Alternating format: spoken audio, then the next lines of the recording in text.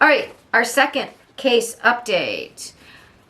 Case number 4 is Brian Walshe of Cohasset, Massachusetts. You may remember this case. He, at the beginning of this year, January 1st, he said like, oh, my wife is missing. I don't know where she is. She went to work early right on January 1st. She found out she had to be there. And then the job actually was the one, she was supposed to be there, I believe, on the 3rd or 4th. And they're like, she worked in D.C. even though she lived with her family in Boston. She would have to make a commute, like an airplane commute. But she made a lot of money doing what she was doing, which was she had gone to work in real estate. She had moved up from being like this high-end hotel person, learning the ropes about hotels, and I don't know how she got into real estate, but she was selling very expensive real estate in D.C. So she had been doing this. She was an immigrant from Eastern Bloc country, and I thought somebody said Syrian, but I thought she was from Belarus. So some Eastern Bloc country she had originally immigrated from. And when she was here, she met this wonderful guy, Brian. And a lot of the shows have experts that were talking about,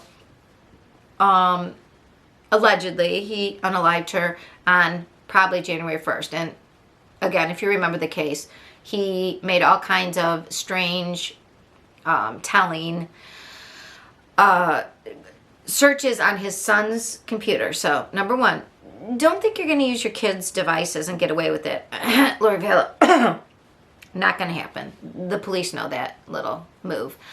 He looked up, like, how long does a body start to decay? How do I decapitate? Like, how do I dismember a body? What can I put on flesh to make it stop smelling? I mean, you know, the normal January 2nd, it's a new year. You want to learn new things type of searches, right? Right. And then we found out that he had made, he wasn't supposed to, first of all, he wasn't supposed to be leaving the house because he was on house arrest because he was waiting for sentencing. He had, committed a little $800,000 fraud by trying to sell fake Warhols. And he actually had, apparently, the real Warhols that I guess he did sell to somebody else, probably for that money. And then also sold a fake pair to somebody in California. And the guy was like, just give me my money back. And he wouldn't. Anyways, this guy, he also was helping his dad get ready to sell a house and then just sold it and kept the proceeds himself. I think that was in Lidwin, Massachusetts. And we also found out, he's embroiled in a controversy because his dad, after that little act, said, like, you're cut out of the will.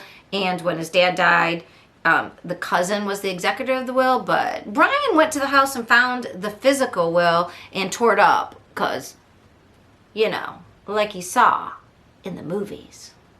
John Thomas will probably ask him about that. As one does, get their lawyering and investigation techniques from the movies.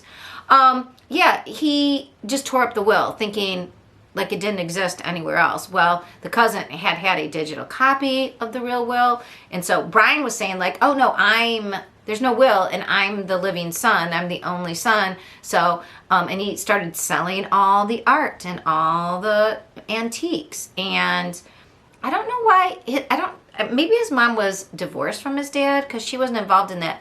And he is a mama's boy. And that brings us to the update. So, Brian, they did find also blood in the trash compactor that had been in his mom's condo that he supposedly was visiting, even though he wasn't supposed to leave. And then he stopped at a Walmart, got a kill kit. Yeah, he's not smart, but he thinks he's smart. He does. So he made an appearance on April 27th, this past Thursday, and he pled not guilty, and his lawyer was trying to make a argument for that he should get bail. And so the biggest new piece of information is that Brian had hired a PI, a private investigator, because he had the feeling his wife was going to leave him and divorce him. And I don't know, why would he think that, besides maybe he was going to be sentenced for jail. So they'd been married 10 years and had 2 little kids, but in that 10 years, he had committed fraud. He didn't really have a real job. his parents had been wealthy. He had sold these paintings that were fake. So that's like international transaction fraud and grand theft because it was over $80,000 and all kinds of. And then he was trying to steal his dad's. He tried to fake a will. So this girl is getting the picture about this guy. And he's in some financial problem because of all this. She was doing fine, but, she's tied to him now. They were in this $1 million house, but they had been renting it because they had to sell her house that had been in her name that she had lived, that was nearby, which weirdly was on fire right before this all happened, which seems to have just been or right after, but it seems unconnected, but weird, right? Yeah, I don't know. He basically was getting sentenced, and she had apparently told some friends, I'm gonna take the kids, I'm just gonna move to DC. He's gonna be in jail. He was gonna be locked up. What a perfect time to just get out. Get gone. And we all know that's the most dangerous time for any woman when she's planning on leaving a crazy cray-cray. So it seems like, I don't know what the PI found, but his lawyer said, look, he didn't hire her. The mom paid for it. The mom was concerned. And he was saying, no, you're crazy. Go ahead and investigate her. You won't find anything. Right? It wasn't like he just had his mom pay because he's always looking to get somebody to pay for his way. And his mama seems to be willing to do whatever Sonny Boy wants.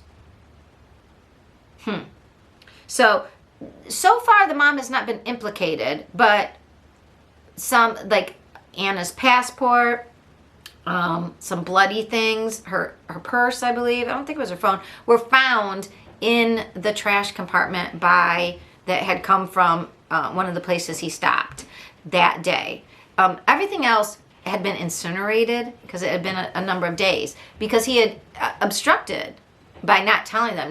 He's like, when she got reported missing, it was January 4th. He had all those days to do stuff, and trash gets picked up, and they had to figure out where he went. And by the time they figured out that the trash had been incinerated, because recycling, we don't want a bunch of trash just creating methane, which is good, but in this case, it sort of helped him a little bit. But anyways, so he's, it was my mom who's crazy, not me. And then, here's the other big thing. I don't know. He's in all this financial problems, all this legal problems, and she had two insurance policies. Want to guess how much for? $2.7 million, almost $3 million, a cool $3 million. Might help get you through the loss of a spouse, right? Well, yeah, they found out about that, and his lawyer's like, no, wait, he didn't need that money because his mom is rich. And I'm like, you mean the crazy one? Like, is she crazy and paranoid and having him, following around his wife? Or is she this benevolent, I'll give you all your money, sweetheart? It's a little confusing. And the judge did not buy it. Anyways, yeah, Brian's going to be staying in jail. No bail. I mean, he should be being sentenced for his fraud case anyways. I don't know where that stands. I tried to look it up. But Brian, as Seth, in my head I just heard, yeah, burnt.